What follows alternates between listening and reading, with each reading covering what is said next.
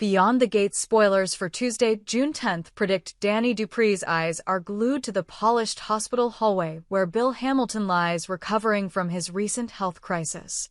Every step she takes echoes in the silence of the disinfectant, her heels clicking purposefully.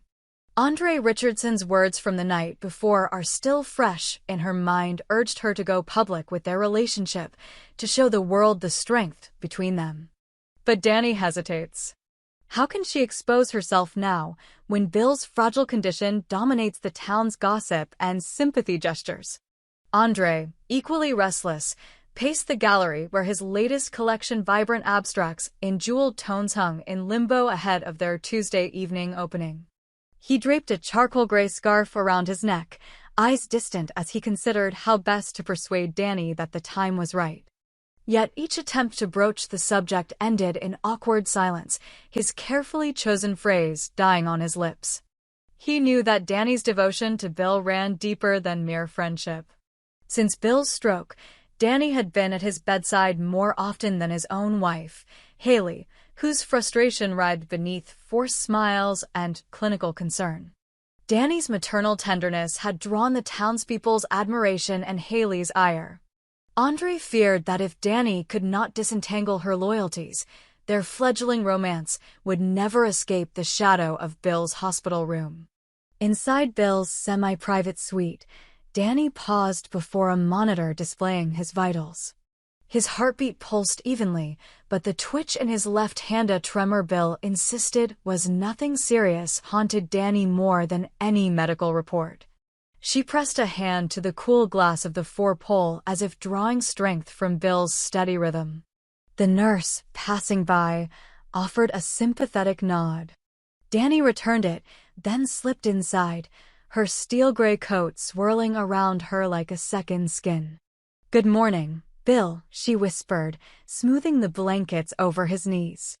He woke with a soft sigh, eyes fluttering open. In that moment, the world reduced to their two faces inches apart, her concern etched in every line, his gratitude tentative, as though he feared tomorrow might erase today's comfort. "Danny," he croaked, voice hoarse. "You shouldn't," he choked off, coughing lightly, his tremor flaring. Danny pressed another pillow behind his back, steadying him. "I worry," she admitted, brushing a lock of hair behind his ear. "But you're doing better. Dr. Patel said we might see you home by the weekend." Relief flickered in Bill's tired eyes. He reached for her hand, fingers cool but firm. Outside in the waiting area, Haley watched through the half-open door, arms crossed, jaw clenched. When Danny finally emerged, carrying a cup of water, Haley intercepted her with forced composure. "You're here early," Haley said, voice level. "I thought you had that charity gala tonight." Under the hospital's harsh lights, the two women resembled opposing generals, each poised, unbowed, but simmering with unspoken resentment. "I can't miss a chance to see how he's doing," Danny replied, tone clipped. She shifted the weight of her designer tote and looked Haley squarely in the eye. "Bill's health comes first." "I know that," Haley said, too sharply. She tapped her phone, where a text from Andre blinked unanswered. "Just I hope you don't push him too hard. He needs rest." "Rest won't fix the politics," Danny replied, turning away. Behind her, Haley's eyes flicked to the gallery invitation peeking from Danny's bag. Andre's show, opening tonight. The invitation's bold font seemed to mock her. In that narrow corridor, three hearts twisted with loyalty, rivalry, and unacknowledged desire. Across town, in the stately foyer of the Dupree family home, Naomi Hamilton Hawthorne paced before the grand staircase. Her reflection shimmered in the polished banister, ghostly and unsettled. She clutched her phone, ignoring voicemail after voicemail from her grandfather, Vernon Dupree, urging her to return home. Naomi's guilt had become a physical ache ever since her father's stroke. She blamed herself for pushing him too hard after learning of his tremor, for filing that wrongful termination lawsuit against his company, for every harsh word she'd thrown at him in their last argument. Now each memory felt like a jagged shard piercing her chest. She sank onto the velvet-upholstered bench by the front door, head in hands. The foyer's crystal chandelier cast prismatic shards of light across the marble floor, but Naomi felt no warmth. Her own outburst, the one where she'd accused Bill of abandoning her mother for Haley, replayed in her mind like a taunt. If only she had listened when he'd tried to explain the tremors, sought medical help sooner, maybe this never would have happened. She pressed her palm to her heart, breath trembling. Just then, Vernon Dupree swept down the staircase on silent feet, his posture still regal despite the years etched into his lined face. His eyes, a steely blue, softened when he saw Naomi's tear-streaked cheeks. "My dear," he said, reaching out to tuck a strand of hair behind her ear. "You're home." His voice, rich with both authority and warmth, held the power to calm the raging seas inside Naomi. She looked up, frustration and relief warring in her gaze. "I'm sorry," she whispered, voice shaking. "I should have been there for him." The tears spilled anew, and Vernon eased her into an embrace. "None of this is your fault," he murmured. "Your father's condition isn't an illness you caused. You were defending your rights, as any young woman would. You can't carry the weight of the world on your shoulders." He held her at arm's length then, brushing away her tears. "But you're not alone. We'll get through this together." Naomi nodded, a single breath harbored hope amid her shame. Vernon led her into the adjacent sitting room, where he poured 2 glasses of herbal tea peppermint to soothe her nerves. "Listen," he said, handing her a glass, "we'll visit your father as soon as he wakes. We'll face him together." Naomi sipped, feeling the warmth seep into her bones. For the first time in days, she dared to believe she deserved forgiveness.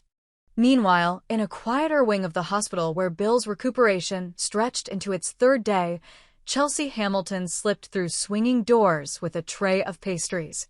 Chelsea, Danny's teenage daughter, had endured her own turbulent nights, watching her mother drift between Bill and Andre, caught in loyalties she didn't fully comprehend. But tonight, as a sliver of hope glittered in her heart, she carried more than pain, she carried possibility. At the nurse's station, she bumped into Dr. Madison Montgomery, a tall woman with keen gray eyes and an easy smile. Madison's white coat hovered around her like a guardian's cloak. Her presence exuded calm competence. Their eyes met, and Chelsea felt her chest tighten. They had first met weeks ago at a downtown bar where both sought respite, Chelsea from family drama, Madison from the relentless parade of emergencies. They had sat side by side nursing Ginger Alish, tentative smiles blossoming into flirtatious banter. Yet neither dared admit how quickly sparks had flown between them. "Chelsea," Madison greeted warmly, leaning in as she checked a chart. "How's your mom holding up?" Her voice was gentle but professional, a finely tuned balance that sent a thrill through Chelsea's veins. "She's managing," Chelsea replied, voice hushed. "Andre's show opens tonight, and she's hesitant to go. She's been here so much." Her gaze flicked to the corridor leading to Bill's room, where Danny sometimes vanished for hours. Madison nodded sympathetically, tucking a loose strand of hair behind her ear. "Hospital days can blur together. You know, I'll be off shift around 6. If you need someone to talk to," she offered an encouraging smile. Chelsea's pulse sped. "I might take you up on that," she said, tucking her hair behind her ear more firmly. "There's something I wanted to discuss outside these walls." Madison's lips curved. "Then I'll see you later. Take care of yourself and your mom." With a quick nod, she turned back to her duties. As Chelsea carried the pastries down the hallway, her thoughts roiled with anticipation. Would Madison agree to meet at that little cafe by the waterfront? Would they finally allow a moment of tenderness to bloom into something more? Chelsea's heart fluttered with hope, a stark contrast to the worry that had weighed on her since Bill's stroke. By late afternoon, Port Azure's skies deepened into bruised purples and golds, the calm before the storm of unveiling dramas. Danny stepped out of the hospital and inhaled the humid air, Andre's gallery invitation burning a hole in her pocket. She glanced back at the building where Bill rested, guilt and obligation tugging her forward. Tonight, she faced a choice: shield herself in the safety of secrecy, or step into Andre's world and reveal the truth of her divided heart. In the Dupree foyer, Naomi and Vernon prepared for their hospital visit. Vernon straightened his tie, while Naomi smoothed the hem of her skirt. She practiced a smile in the mirror, determined to face her father with courage rather than guilt. Each decision they made now would echo through their family's future. And on the hospital's south wing, Chelsea lingered by Bill's door before slipping away to meet Madison. A rendezvous whispered but electric, promising a spark of affection amid the swirl of uncertainty. As dusk settled, all four found themselves at thresholds of confession, of healing, of burgeoning romance, trembling on the cusp of revelations that would redefine loyalty, reshape love, and expose the fragile gates that guard the human heart. As the gallery lights dimmed to showcase Andre Richardson's centerpiece, a sprawling triptych of sapphire and garnet hues that seemed to pulse with quiet longing, Danny Dupree felt the weight of every gaze upon her. The elegant hum of conversation swirled around her like smoke, voices layering compliments on Andre's daring use of contrast and texture. Yet her mind was anchored elsewhere, in the antiseptic corridors of Port Azure General Hospital, where Bill Hamilton lay convalescing under soft white sheets. She could almost hear the rhythmic beep of his bedside monitor, see the tremor in his hand that he insisted was nothing to worry about. Tonight, as Andre led her through clusters of well-heeled patrons, Danny wondered whether she still belonged in this world of polished art openings and whispered promises, or whether her heart was destined to remain in that lonely recovery wing. Andre, leaning close, brushed a hand against hers. "I know how much Bill means to you," he said, voice low against the backdrop of a saxophonist's muted riff. "But tonight is about us, about what we're building." His eyes gleamed with both hope and caution. He had argued, delicately at first and then more insistently, that their relationship deserved acknowledgement beyond furtive texts and stolen moments. Still, Danny found herself balking, torn by loyalty to the man who, despite everything, had once held her so tenderly that she believed they would never part. Even as she smiled at Andre's enthusiasm, her chest tightened with unspoken guilt. Meanwhile, across town, Naomi Hamilton Hawthorne sat at her grandfather Vernon Dupree's mahogany desk, the scent of cedarwood and old leather binding her in a cocoon of family history. Outside, rain drummed against tall windows, mirroring the tremor still rattling Naomi's nerves. Vernon had insisted she return home after days of silence, convinced that his granddaughter's self-blame over Bill's stroke threatened to unravel her youthful spirit. He'd spent the morning recounting stories of resilience, tales of Dupree ancestors who had weathered storms far fiercer than any health crisis. Yet Naomi struggled to heed his lessons. Each affectionate anecdote clashed with the fulminating resentment that had built between her and her father. Filing that wrongful termination suit had felt like justice in a moment of anger, only to leave her drowning in remorse the instant she learned of his collapse. With gentle firmness, Vernon poured tea from a china pot rimmed in gold. "Naomi, love," he said, settling into a leather wingback chair opposite her. "Your father's stroke was not punishment for our quarrels. It was a medical event, something beyond our control." Naomi twisted the porcelain cup in her hands, staring into its steam as though seeking absolution. "But I didn't encourage him to see a doctor," she whispered. "I accused him of hiding things. What if my lawsuit stressed him so much that his blood pressure spiked?" Vernon's gaze softened. "We cannot shoulder guilt for what we could not know. Instead, we stand by him now, as family always does." Over the next hour, they planned a visit to the hospital. Naomi's heart thrummed with both fear and relief, fear of facing her father's weakened hand, relief at the chance to apologize in person. Vernon helped her craft the words she'd say, acknowledgement of mistakes, a vow to support Bill's recovery, and gratitude for the lessons his carelessness had taught them all. By the time Naomi left the Dupree mansion, umbrella blooming overhead, a fragile peace had settled in her chest, one that trembled, but no longer broke. Back at the gallery, the opening had reached its crescendo. Champagne was poured with ceremonious flair, guests clinked glasses against the backdrop of Andre's luminous canvases, and press photographers skittered among the crowd.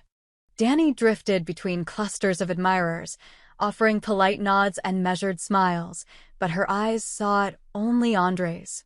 When she found him conversing animatedly with a rival curator, she felt a pang of envy, a reminder that while Andre's world brimmed with possibility, hers remained shadowed by Bill's fragile prognosis. She remembered the nurse telling her earlier that morning how Bill's tremor had worsened overnight, how leaning too hard on his forearm caused new bruising. Guilt pricked her.